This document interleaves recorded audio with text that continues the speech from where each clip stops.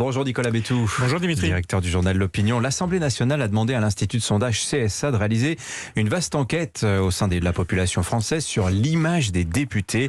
Les résultats sont assez préoccupants. Oui, et même catastrophiques par certains aspects. Alors, on va commencer par le plus positif. Le député est le deuxième élu préféré des Français. Il recueille 35% des avis favorables. Oui, c'est pas terrible. Beaucoup mieux que les sénateurs, les conseillers départementaux, régionaux. Et c'est à des années-lumière d'un des grands inconnus de la vie politique nationale, le député européen. Alors bon, pour être honnête, vous l'aviez noté, il faut tout de même préciser que la même enquête sur l'image des élus de la République avait été faite il y a une quarantaine d'années et qu'à l'époque, le député recueillait non pas 35%, mais plus de 50% d'opinions positives. Et oui, la chute est rude. Oui, et surtout, si c'est ce que vous avez trouvé de plus positif dans les résultats de l'enquête. Malheureusement, c'est le cas.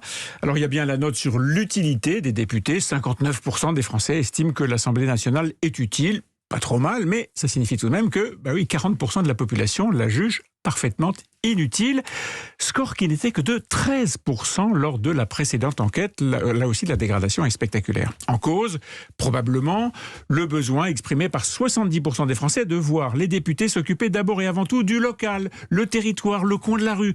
Pas de faire des lois ou d'être présent au niveau national. En somme, le député doit ressembler, si possible, à un maire qui est, comme par hasard, l'élu le plus apprécié de la population. 6 Français sur 10, en effet, ont un regard favorable sur cette fonction de maire. Alors, les Français n'aiment pas beaucoup les politiques, mais ils aiment la politique. Voilà, ils sont 1 sur 2 à le revendiquer, mais comme vous le dites, ils n'aiment pas ceux qui font de la politique, ce qui est un terrible paradoxe. Et quand je dis qu'ils n'aiment pas, les chiffres sont frappants. À la question « Avez-vous confiance dans l'Assemblée nationale ?», la réponse est majoritairement non. Dans la gendarmerie, l'armée et la police, oui. Dans l'Union européenne, plutôt, oui.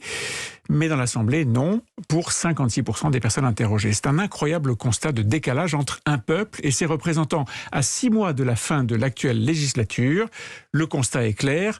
Contrairement à l'ambition affichée par la majorité, le lien entre les Français et la politique n'a pas été réparé. La loi pompeusement appelée loi pour la confiance dans la vie politique, qui avait été, vous vous souvenez, votée dès l'arrivée au pouvoir de la majorité En Marche, elle a fait flop. Bon, il y a une longue tradition d'antiparlementarisme en France aussi, il faut le dire, mais est-ce que l'épisode des Gilets jaunes n'a pas joué un rôle déterminant dans cette dégradation ? Si, bien sûr. Le sondage le montre d'ailleurs très clairement. Là où ensemble les Français, on l'a dit, sont 56% à n'avoir pas confiance dans l'Assemblée nationale, ils sont 70% parmi les Gilets jaunes et même 74% parmi ceux qui se revendiquent anti-vax.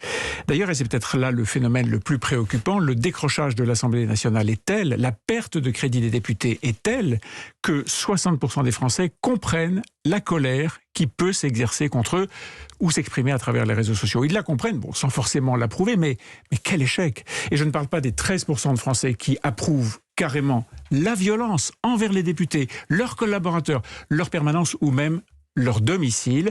À ce train-là, faire de la politique relèvera bientôt de l'abnégation et peut-être même un jour de l'héroïsme. Souvenons-nous qu'au Royaume-Uni, 2 députés sont morts quand même ces 5 dernières années, assassinés précisément dans le cadre de leur fonction, Nicolas. Et dans ce royaume de la démocratie parlementaire, si je puis dire. Ouais.